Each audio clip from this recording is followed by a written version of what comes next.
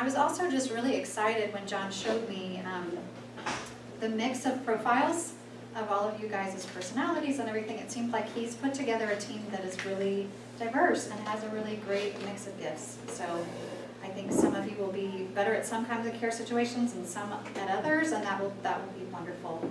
How well do you guys know each other already? Do you know each other's names? Have you met once before, right? No. Let's just say names and we'll start there. Okay, Delane Conroy. I'm Betsy Hildebrand. Dan Miller. Josh Russell. Will Bain. Mo Pyle. Matt McGuire. Kyle O'Body. Okay, so with that, Call me Squeaky. that's how you go back there. Okay, so you guys have met once before, is that right? Okay. Thank you also for your willingness to kind of pause this whole process. I mean, the whole situation that arose with Kate's passing is exactly the kind of reason that we need deacons and the kinds of care situations that you might be called to step into. And of course, none of those situations are assuming that you as caregivers have your lives together and aren't at times the very people who are in need of care. So this is meant to be interactive. I am not an expert at these topics, and I think that some of you in this room have been caring for people a lot longer than me. So what I consider this to be is sort of like bolstering and deepening thoughts that you probably already have, and us interacting together and helping each other kind of figure out who you are as a team and how you're going to work together. So this is not meant to be like a lecture style. I hope it's very interactive. So jump in, add comments, ask questions, respond to each other. We'll kind of mix it up, hopefully. Okay? All right, let's see. This is, I said, just basic assumptions about caring for people and change. So all of these are things that I think you would agree with, but sometimes maybe we don't think about how they trickle down to the way that we interact with people. So we'll kind of just talk through them, but how do they apply to the work that you're going to do as deacons? So we're made in the image of God, relational at our core. One of the key things that we share with God is that He's in relationship and He's made us to be in relationship. And what that means for you as a deacon is that the main thing you have to offer people is not care, but it's you. It is you in relationship with them. That's the main thing that you have to offer. So you might be giving them financial aid, you might be giving them assistance finding childcare or meeting other practical needs, but the main thing you're giving them is yourself. All behavior is purposeful. What I mean by this is that if you knew the story, if you knew the context, if you understood their genetics and their wiring, everything that they are doing would make sense. Now, the unfortunate thing is often you don't know those pieces, and many times they don't know those pieces. But I think it's helpful just to kind of make sense of some situations that just don't make sense, that there is sense to be made of them, and God does know those pieces, even if I don't. People are ambivalent about change. They want to change, and they don't. They ask for help, and then they reject it. And then they ask again, and you call them back, and then they won't call you back. I think this is true for us and true for the people that you'll be caring for, that sometimes you'll feel that sense of like, wait, I thought you wanted help. Wait, no, you don't want help. I'm not sure how to enter in with this. So you'll definitely feel that, I think, and I'm sure experience that just in your normal day life. Not all problems are solvable. I mean, I think we know this intuitively, but sometimes when you're caring for people, and especially you twos, I don't know if the twos out there, on your Enneagram, if you're a 2, you might have more trouble than this with some others. I want to fix it, I want to help them, I want to provide the answer. And I think we know this, that while God does enter in and do miracles, that this is not heaven, and He doesn't mean for this to be an experience of heaven.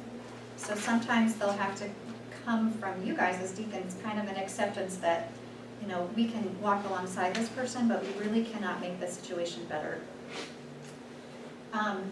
Real change starts by speaking the truth about what is. Now, that makes sense, but I think sometimes, especially as Christians, we try to rush so quickly to what should be and try to call forth what God is shaping this person to be. And people have so much shame around the things that are actually true. I think it would probably be safe to assume that the first story you hear is sometimes maybe about 10% of what is actually going on. what they would feel comfortable telling you as a stranger as you're beginning the to enter the situation, there's usually a lot more to it. So we want to provide a situation where people feel more and more free as they know you and feel that safety and trust to tell you what is actually true before we're kind of rushing them to what they should be. Real change starts in a moment but continues in an ongoing process. That's obvious. We've all experienced that in our lives. But we don't know exactly where you're entering the process with this person who's needing care. Maybe you're the very first step that they've ever spoken of need for help. Maybe this is several miles down the road for them. So you're going to get to enter into a specific slice of that process, and that's helpful to remember. You don't have to take them to the end of it.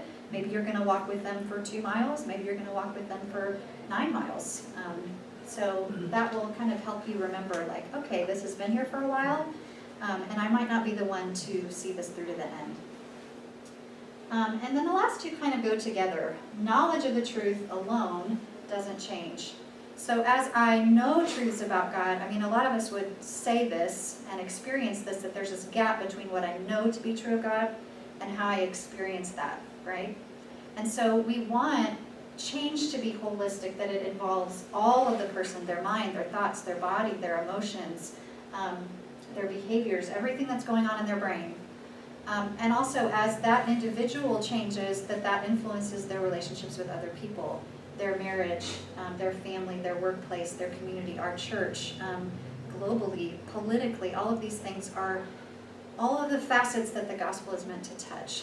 So kind of thinking more holistically than what is the truth that this person needs to know, as opposed to a holistic picture of that person. Okay, that's probably the most like teachy slide that there is. So pause for a minute. Like, what thoughts does that stir for you guys about situations you've been in, situations you expect you will be in?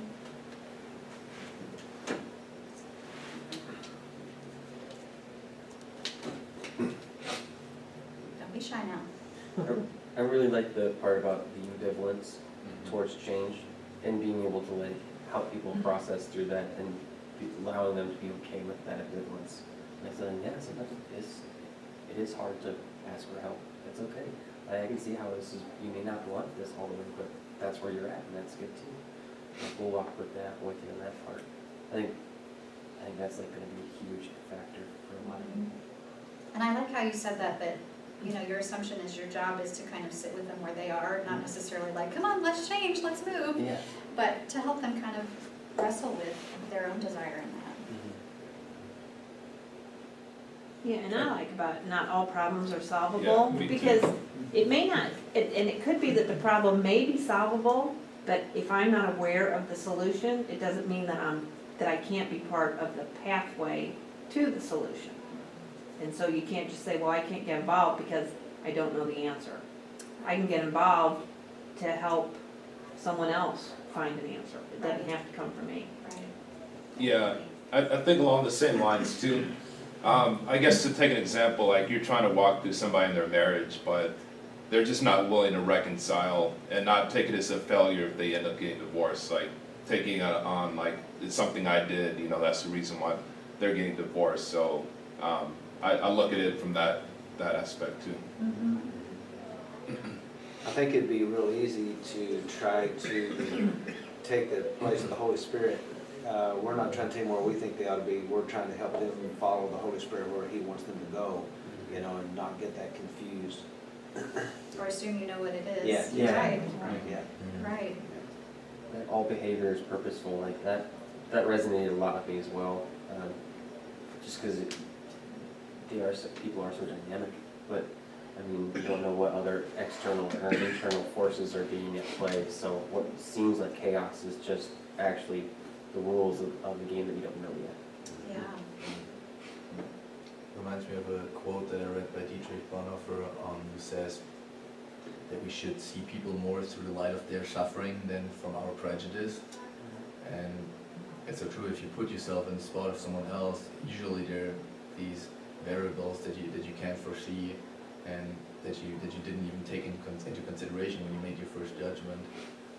And For me, it really resonated when it says real change starts in the moment but must continue an ongoing process, because it's so easy to practice confession without repentance. And it's such a temptation to say, oh, yeah, God, you totally got me there, I'm sorry, and then to never deal with it again, and to just shrug it off. And it's important to have someone in your life, if you are dealing with something that needs to be dealt with, that holds you accountable to that and says, you know, like, we need to be working on this, and this is what it is right now, and you're not working on it. Yeah. Well, and that one also with me, because change is changing habits usually, so it's a matter of the continuation of changing a habit that you have. Yeah. Okay, I can tell by the way you guys are talking to each other now, this is gonna work great. Okay, let's move on to this. Okay, so there's two main kind of chunks that we're gonna do today. This will probably feel a little more foundational, and the next time we meet will feel a little bit more practical in terms of actual care situations. But the first one is story, and the second one's personality, so that's kind of a little map of where we're going. So for those of you who are community group leaders, you know we spend a lot of time focusing on story and doing stories together in the fall. But in terms of how this applies for you guys as deacons, this is the work that you're really doing, or one way of kind of picturing the work that you're really doing is you're entering into someone's story. And in doing this kind of work, you're doing God's kind of work. This is what He does. He tells stories all over the Bible. He tells a story in each one of our lives. Someone recently told me this quote that I didn't know, that the Bible is 70% story. I've never heard that. Like, God loves stories, and He loves to work through stories. So in that, we kind of have to wrestle with this tension that, you know, in Psalm 139, it tells us every day is written for me before one of them came to be. And that is like comforting. We know that God knows it all and that He's kind of got it all in His hands. And in another sense, like, wait a minute, I don't know if I like that. I don't know if I like some of the things that He's written, some of the things I'm already aware of. That kind of makes me scared of what He might write in the future. So we're kind of holding that tension. And I just have some examples in here of how God often draws people back to their story to teach them something that they missed. And this happens in our lives too. You think about Cain when God asks him, why is your countenance fallen? Does he not know like why Cain's in a grumpy mood? No. He's drawing Cain's awareness to what's going on in your heart. There was an opportunity there for Cain before he slayed his brother to pay attention to the rage and anger in his heart. To the woman at the well, where's your husband? Jesus knew that history. You know, and she says to him, oh, you're a prophet. You know, I have 5 husbands. And so in that story, again, we see that Jesus is asking her this question to get her to consider what's going on in my past that is affecting the way that I'm going to be able to receive Jesus' help right now. To the disciples, think about the story of the 5,000 where they're about to feed the 5,000, and Jesus says, where are we going to find bread that these may eat? Now, think about these poor fishermen who've grown up having to scrape and scratch for their tiniest little meal, who've been asked this question, how are we going to provide for 5,000 people? And think about how that's stirring up, like, oh my gosh, what are we going to do in them? And how Jesus just simply asking this question is drawing them back to their story. To the Pharisees, was this baptism from John, or was it from the baptism of John? Was it from God or from man? So you can kind of see this way that God asks questions, and it often is about drawing people back to their stories. I think He does the same for us. I don't know if you can think of if God has asked you a question lately that's kind of drawing you back to your story. So back in July, we had a retreat with GEMS 314 students, and we did like a story day. And I was in the middle of this, it was right before we were going to do this kind of teaching about story, and I got this text message from my daughter. She was at my parents' house in San Antonio, and she had taken a picture of a picture that was hanging on the wall. And she asked me a question. She said, why are you so sad in this picture, Mom? And I was like, I mean, when I saw it, I was like, it took my breath away. Because not only did she notice this picture, but the question she asked, like she could have made a statement. She could have said like, interesting picture, Mom, or something. But of all the pictures hanging in the house, like it was just this moment that totally God used of His Spirit to draw me back to like that part of my story.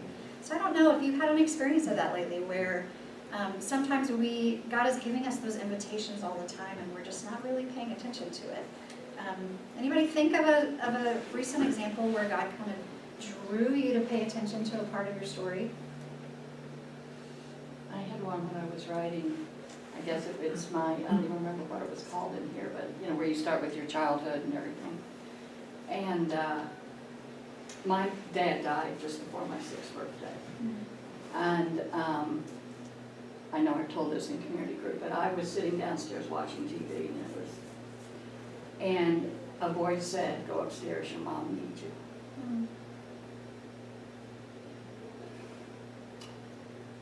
And this is what it did to me.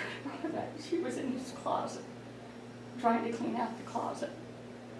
And that came so bold to me, and it let me know that God's been with me all the time. That was the first time I remember hearing him speak to me. But as a child growing up, I never knew what that was or why I went up there. And it wasn't until recently that I thought, that's who sent me up there. That's who spoke to me. Kind of went back to that and said, I was there. It's a beautiful, painful moment. Yeah. But it let me know how he has been with me the whole time, even though I wasn't aware. Thanks for sharing. Anyone else have something coming? I will have more chances to share. We're raising our nephew. We adopted him almost 2 years ago. And he's a very unique kid. And Josh has helped me kind of keep focused as we've been kind of working with him. And the first year he was in our house was a long year. Second year's been just a lot easier. But we were working on certain things, and one day he come up to me and he said something. I don't remember the words exactly, but he said something. Said, "I'm just some kind of kid, and I just can't do nothing right." And this huge light bulb went on, and it just taught me all this stuff that I needed to do with him, almost like a theme that I know what part of my job is in raising him, but it also reflects on me too. We so easily want to define ourselves by our faults and our failures. And we want to define ourselves by that, but that's not who we are, and that's not how God sees us. And so, and he wants to compare himself to my son Connor. He's a big, strapping football player guy, and Chris, he's this little bitty, wiry. He's got more fight than all of us all put together, but he's this little wiry package, you know. And it is real clear that I'm going to have to help see the man in him that he can't see for himself. But as I was seeing about this mission for him, it is this clarion bell that came on. That's exactly where I'm at. That's me too. You know, I want to define myself by my failures, my faults, my sins, and well, that's who I'm in, because that's where all my attention is, getting rid of all these bad. But that's not who I am. That's not what defines me. That's how Christ sees me. So I have to have eyes different for that. And so in working with him, it just really gave me a clarity for my own life as well. So. That's a good example. No, sorry, I ramble. No, thanks for sharing. So as we consider like how our stories intertwine with the stories that we're interacting with, questions that God is asking us, questions that you are asking someone else that God will use to stir them up. The way that I put this is that being attuned is the best tool that you can offer. When I say attuned, I mean fully present with them. Your ability to be fully present with them is going to be influenced by how present you are willing to be with yourself. So if there, I feel this all the time as a counselor. If there's a day and I'm just not happy and I don't want to like go there with whatever's going on in my heart, then I will just collude with my clients' like lack of willingness to go into their stuff, because I don't want to go there either, and I'll just kind of comfort them, but I won't take them to hard places, and that is very true as you enter into other people's story. I think it also, as the more work you do on your story, the more that it can put you on an equal playing field with another person. So you see this woman on the left, she's kind of looking down her nose at someone, The one in the middle is, you know, someone who's kind of just so stuck in their own shame that they can't even look someone in the eye, as opposed to a child who is resting safely in God's arms and just knows that they're adored by Him, and therefore can be fully present with whatever's going on in their heart and whatever's going on in the person in front of them. So you might find yourself more judgmental toward a Pharisee, or you might find yourself more judgmental toward a sinner. You think about kind of in Luke 18 of the publican and the Pharisee. But any of these kind of, here's a squirmy thought. Anyone that you would feel uncomfortable kneeling at the cross next to is a place where your heart is not equal with that other person, is kind of has the position of this woman on the left. That's a very sobering, challenging thought, isn't it? So these are ways that knowing our story is going to help you enter in with other people's story. I also wanted to mention, I was thinking of this story in John 21, where Peter asks, Jesus asks Peter the 3 questions: do you love me, do you love me, do you love me? Right as Jesus is launching Peter off into ministry, he is drawing him back to his story. We know the failure that Peter had, where he denied Christ 3 times previous to that. And Jesus seems to think that in order for Peter to be able to be successful in ministry, we use that term in different ways, that he's going, if he's going to be able to be driven out of energy of true love for others, and not out of a need to prove his love for Jesus, he's going to have to come back to this part of his story.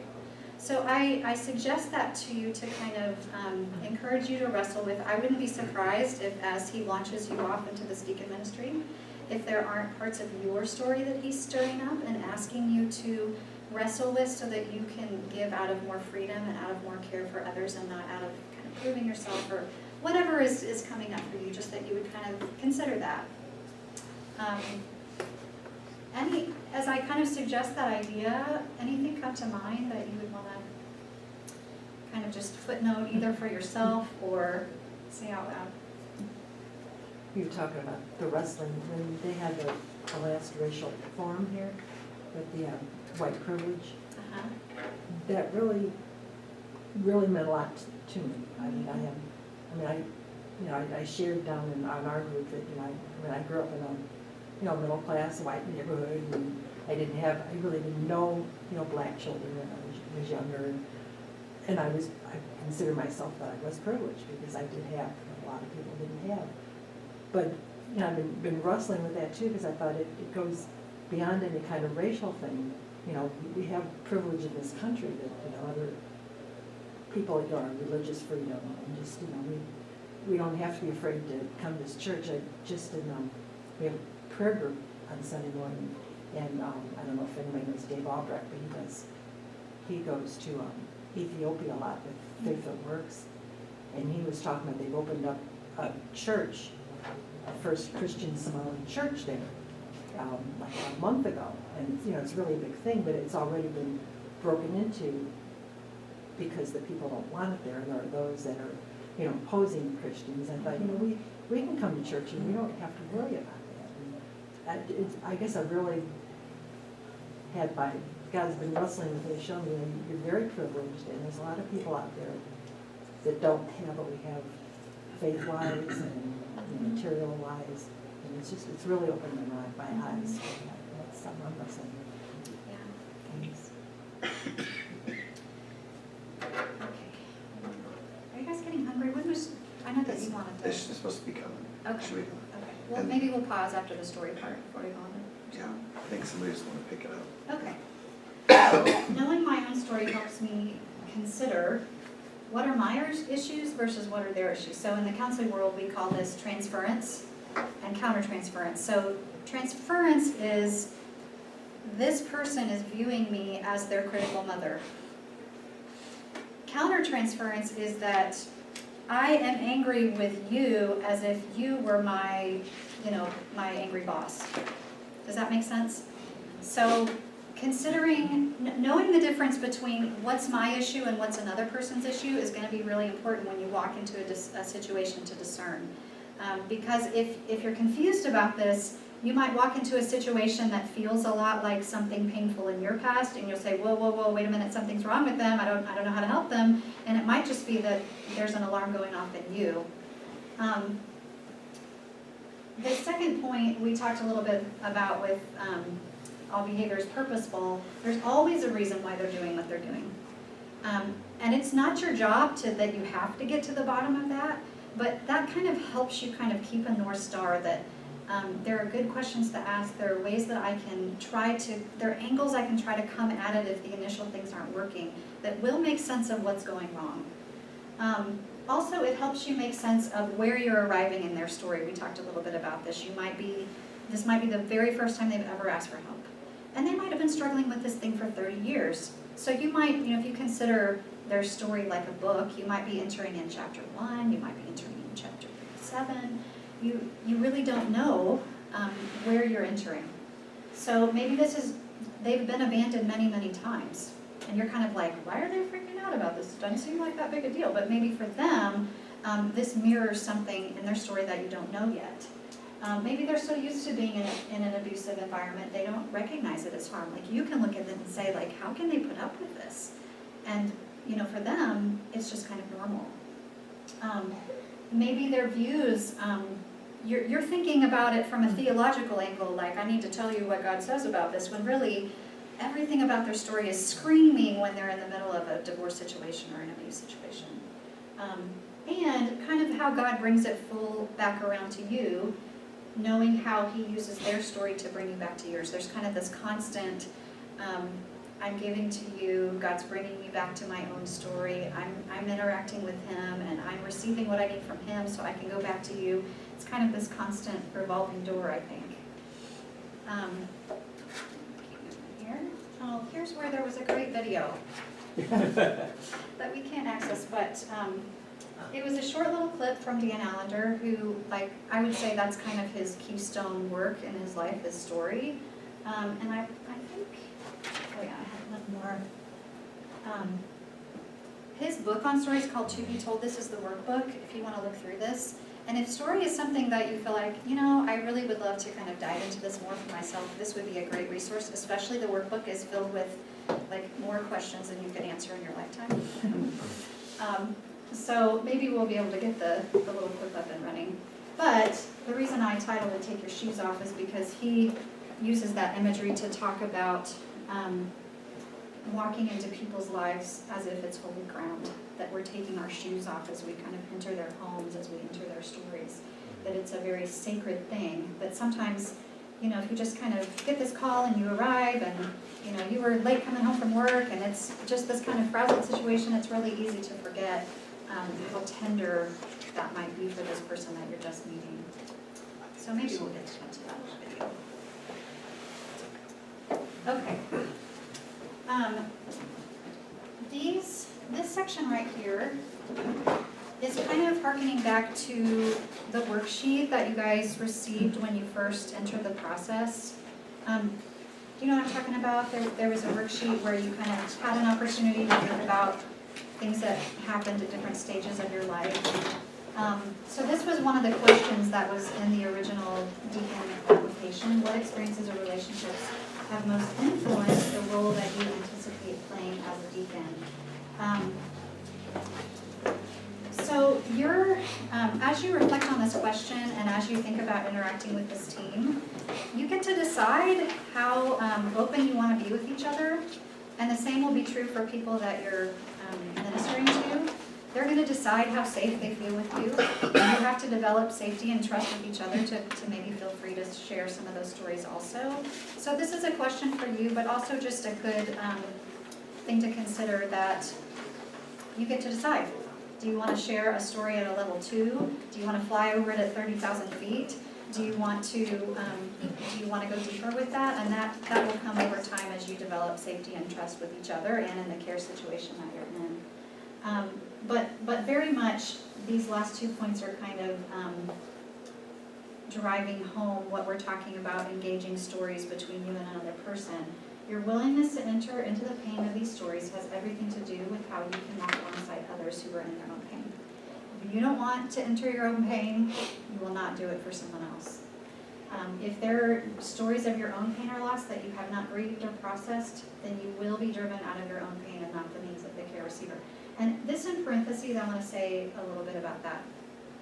When I say that you haven't grieved or processed, I don't mean that that is a finished work, but it is an ongoing thing. So here's an example of someone who, on the surface, looks like they've processed something, but a sure sign that they really haven't. You know, they say, you know, my dad was abusive growing up, but I forgave him. I went over to his house and I said, I forgive you, and it's done. Okay, well, tell me about, like, what was that process like? You know, we've never talked about it again, but it's done. When someone reflects a moment in time that a certain thing happened and then they never had to return to it again, that's kind of a sure sign that there's more work to be done there. They would be a lot closer to forgiving their father if they said something like, forgiving my dad has taken me years and years of my life, and every time I think about him, I have to give him to Jesus over and over and over again. And sometimes I still get caught up in all the rage that I feel, and I have to give him to Jesus again. So when someone speaks like that with much more of a long-term process, then you'll know that they're much further down the road in their process, and that's true for us too. I mean, can't you kind of hear that in the way Peter responds to Jesus in that process? You know, Peter, do you love me? Yes, of course I love you. Do you love me? Yes. Why do you keep asking me, Jesus? Can't we just shut the door on that question? I don't want to think about that, right? So we can see in the way that people even respond to our questions, kind of where they are in the process. Does that make sense? Okay. Now, here are some scenarios that I don't need to read aloud, but may stir up different things for you.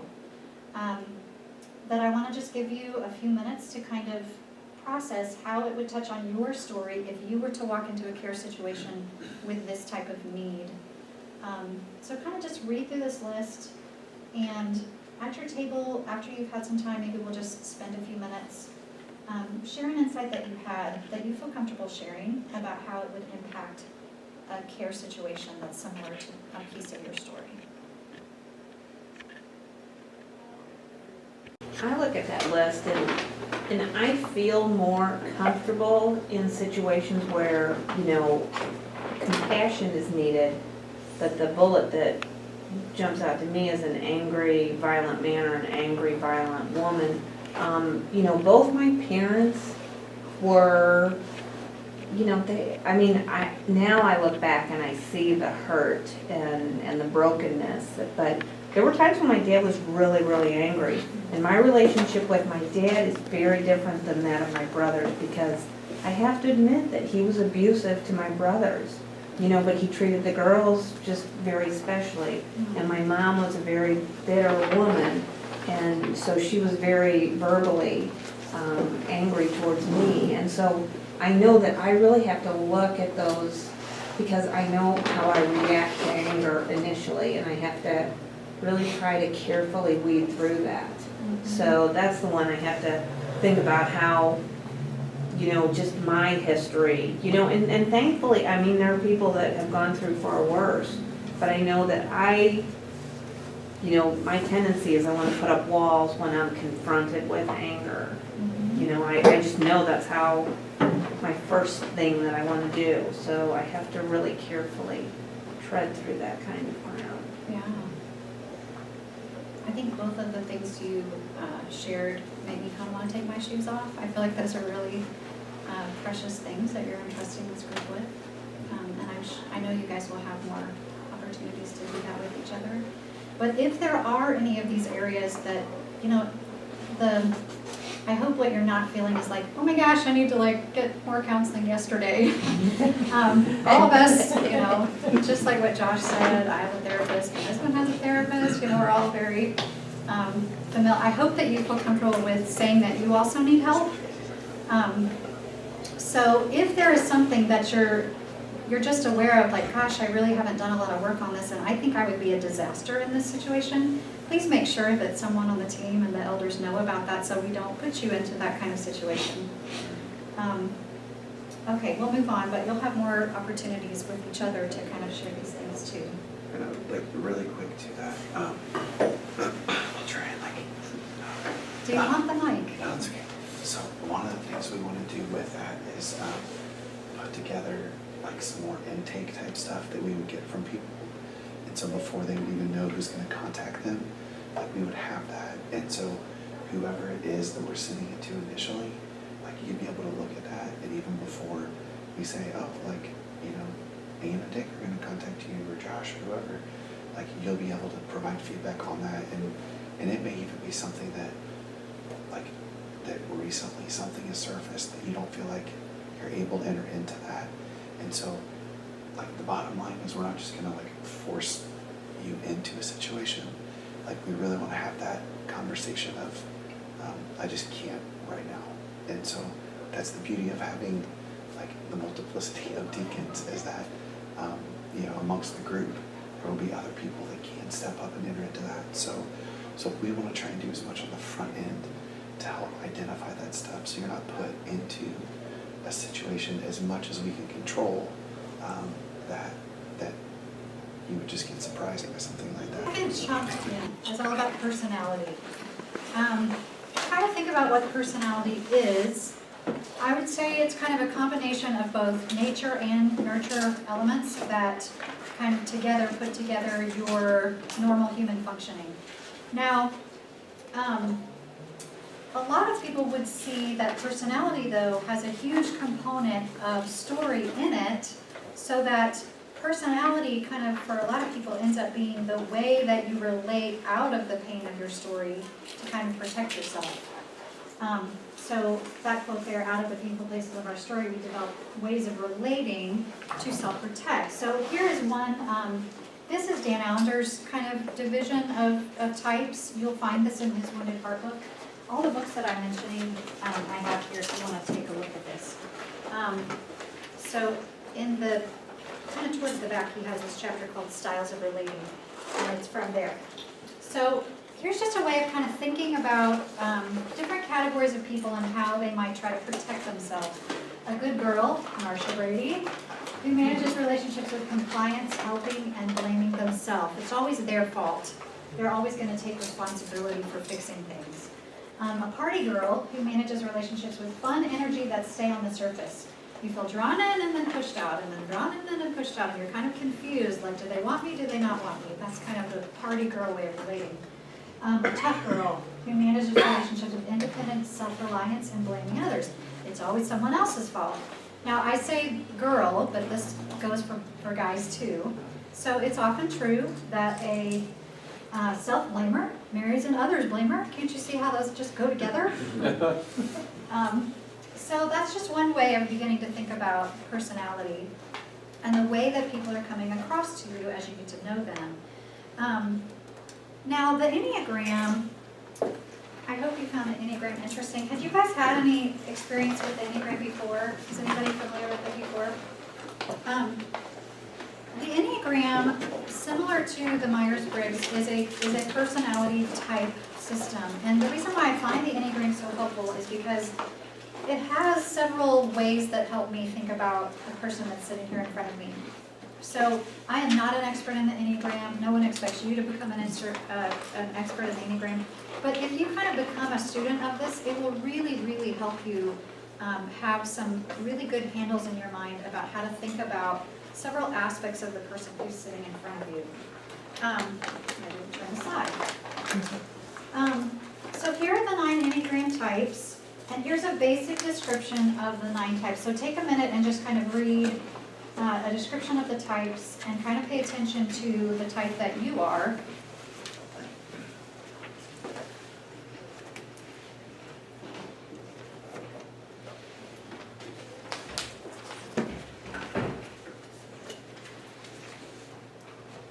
Okay, how many ones do we have in the room?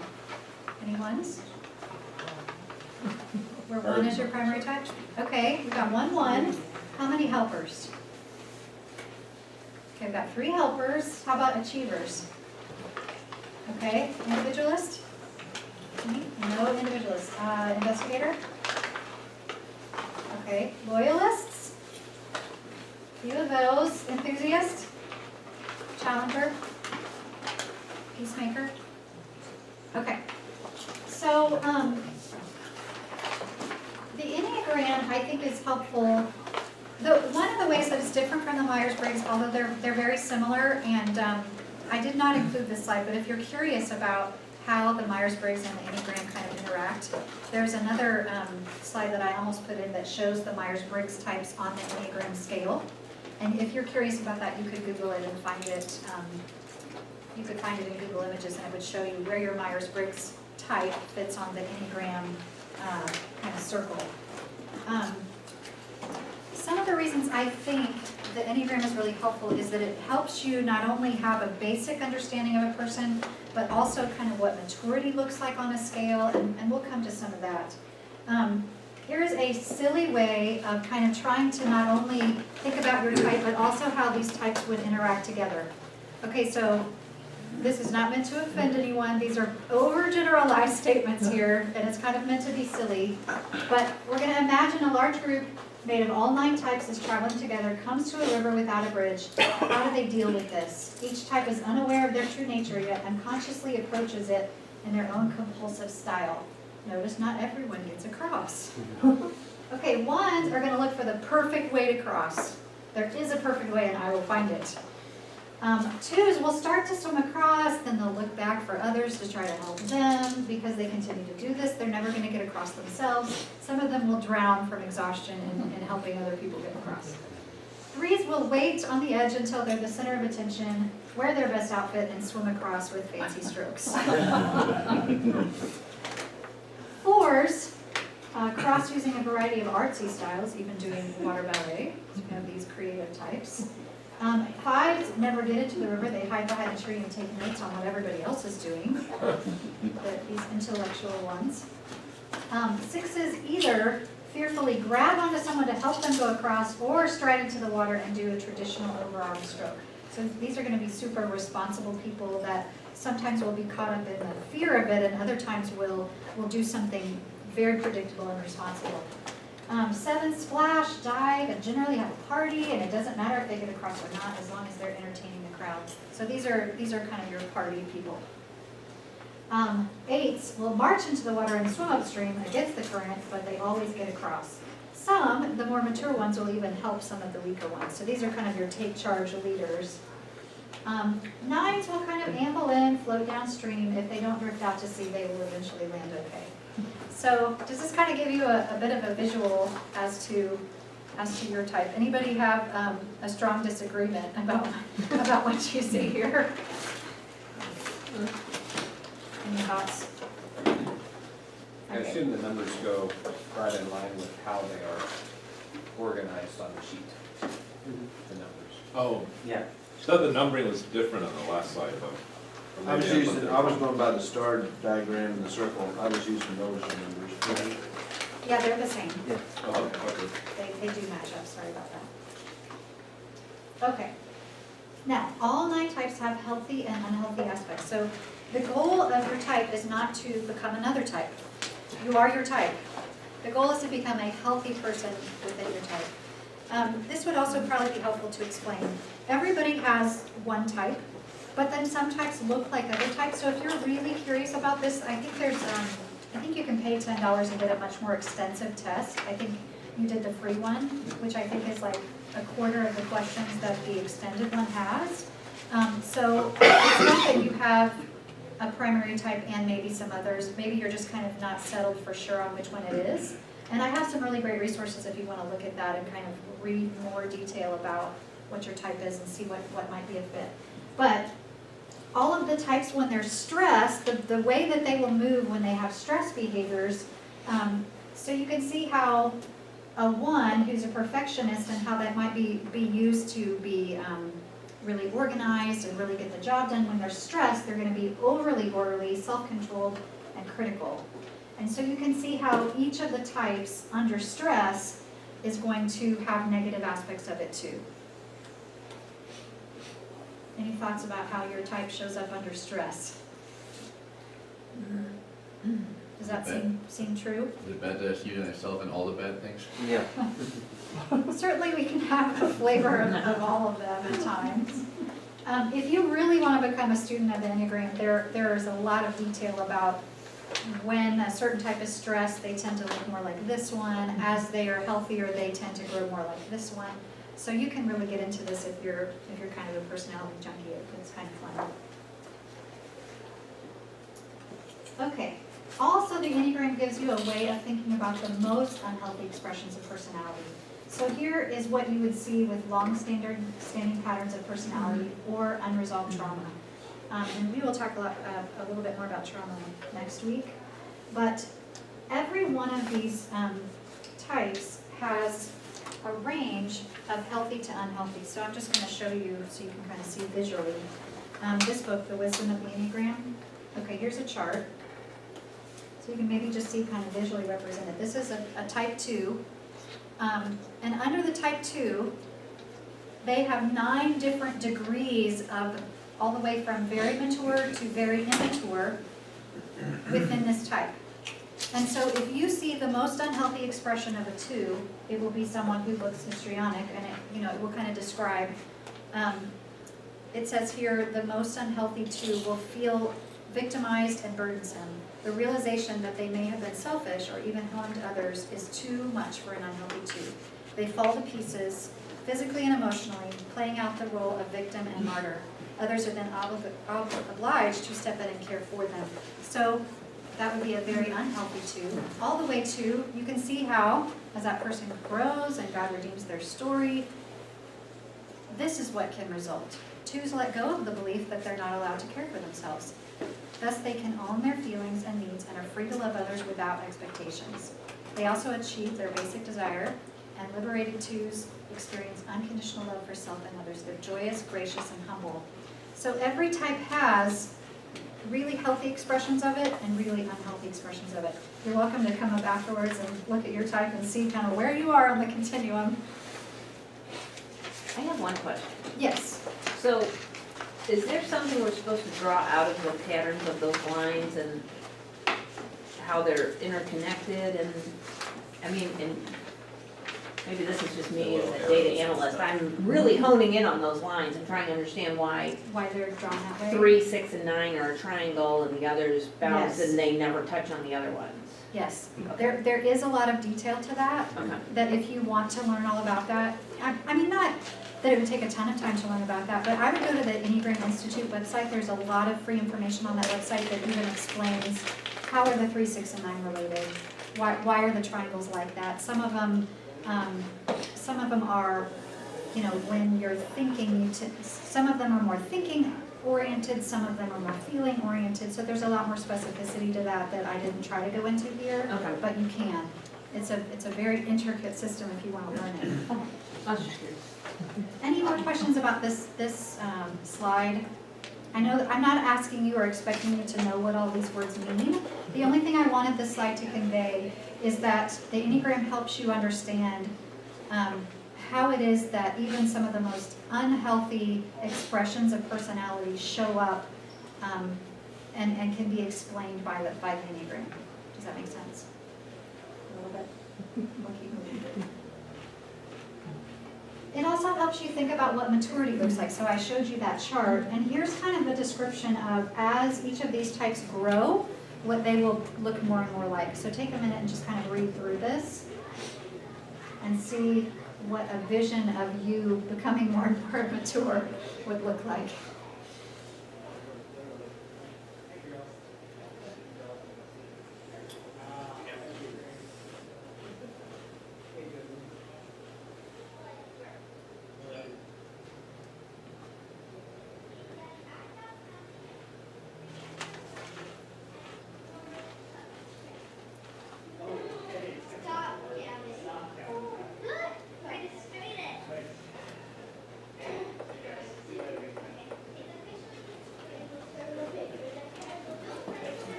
Does that feel true for your type and what growth could look like even for you? Any insights anyone wants to share?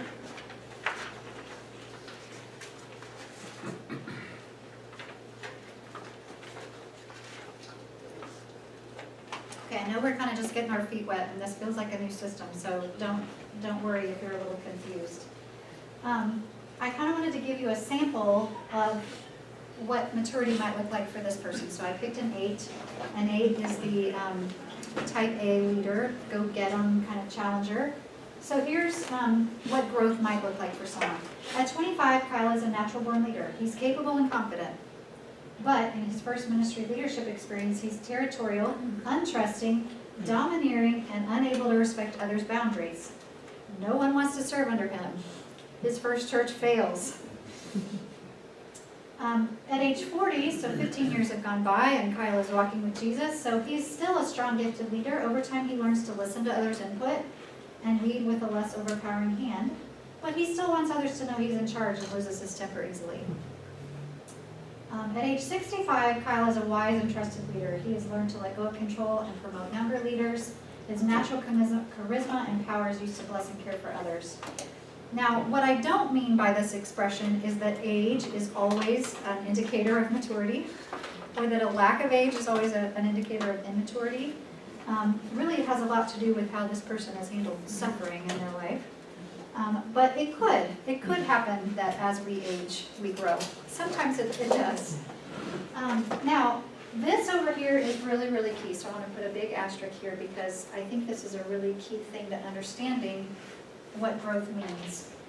So what's changing in Kyle over time is not that he stops looking like an 8 and looks more like a 2 or whatever. But what's happening is, in biblical terms, we might talk about the difference between his old man and a new man. And what I mean by that, like a lot of the outward expression of Kyle might look very similar. He's been a gifted leader his whole life long. But what's changing in Kyle is what is the motive of his action. And so he's moving over time from doing it in order to protect himself, to care for himself, to validate himself, to a motive of, I can do this because I'm secure in Christ. I can use my gifts out of love. So we see the energy that's driving Kyle change over time. So when he begins his life, and we don't know anything about Kyle's story here, right? I mean, we could imagine what his story might be. Maybe he grew up with a really angry father, or he really had to be strong in order to survive in his family. We really don't know what things contributed to that. But over time, he's moving from a motive of self-protection and I'm going to save myself, to the gospel is doing its work. Jesus is saving me, and I'm free to love other people. Any thoughts about that? I think that's a really key thing to understand about what changes as we grow over time.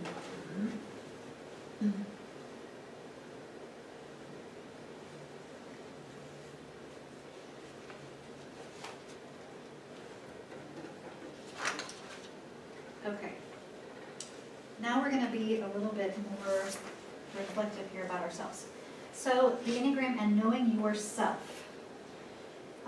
So think about these questions, and then you'll have a minute to, our group is small enough, why don't we just kind of share openly with each other. What your Enneagram type is, and what do you tend to do when you're in stress? I put down some possibilities here. Maybe you talk a lot.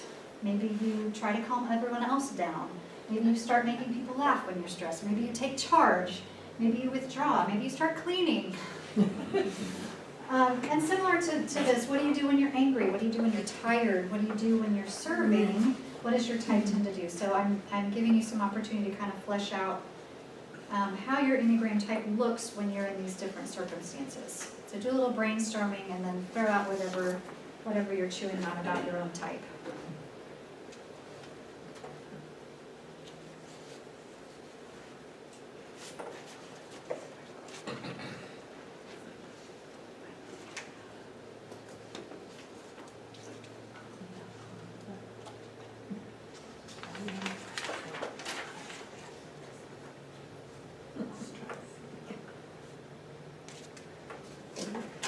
And for me, when I'm stressed or overwhelmed, I'll start cleaning quite a bit. Like, my wife loves it. She thinks it's good. Because I'll even make the bathrooms, I'll just keep going. Otherwise, but then in my head, whenever I get like overwhelmed or stressed, I'll start becoming really, really self-critical. and putting myself down a lot, like, and then questioning my own competence, my own ability to be able to do this or do whatever. That's the thing that's pushing me.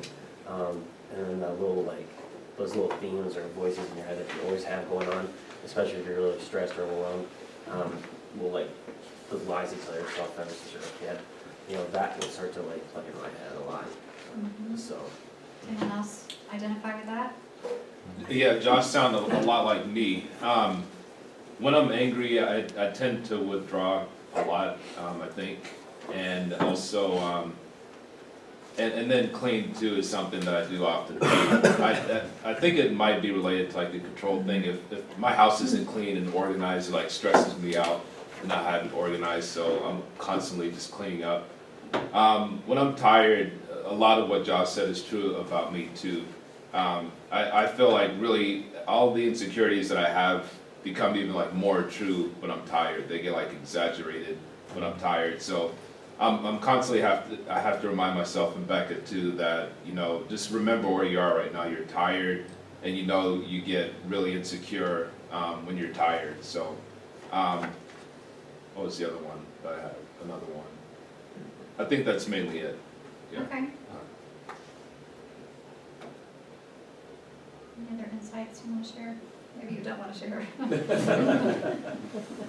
So the point of these things is just to know what you tend to do, because you'll be in these care situations that make you stressed, that make you tired, that make you feel overwhelmed. So to know what your tendency is going to be to do. If you walk into somebody's home and you start feeling like cleaning up their mess, you know, that might be a sign to you. And you're right, cleaning is kind of a way we tend to try to control. When other things that we can't control feel way out of control, maybe I can control this little space right here and make it orderly, and that'll help me feel better. So that's pretty common. A lot of cleaning to do at my house.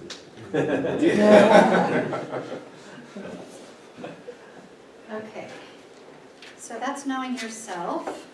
How about you guys as a team? So say that, let's think about how these would tend to approach care situations. So a 2, a helper, is going to want to do whatever it takes to help them. I will be there. I'm responsible. I'm going to fix it. A 5 will say, let's analyze the problem and help them change their thinking. An 8 will say, I'm going to take control of this chaos and conquer it.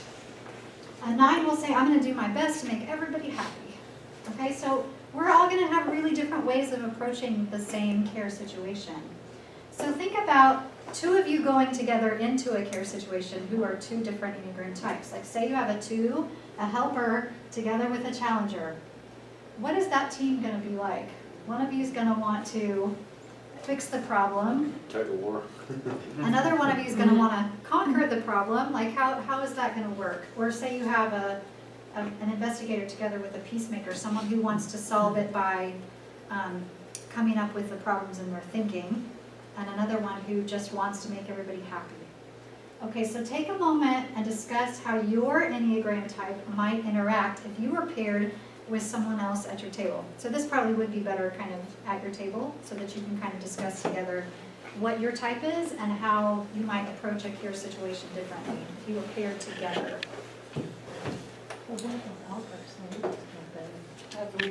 Okay, so if you had 2 that were close in number, like you were 5 and 4 were close to each other, then you're probably in the right vicinity. You might be a primary 5 with a 4 wing, or you might be a primary 4 with a 5 wing.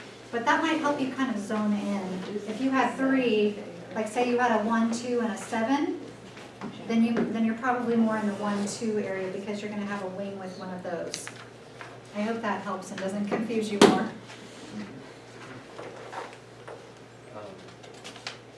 It's on my life when I'm stressed, it says, like on that page, says that's learning eager to please. So I can see the situation where if I wasn't coming to take it very well, I might just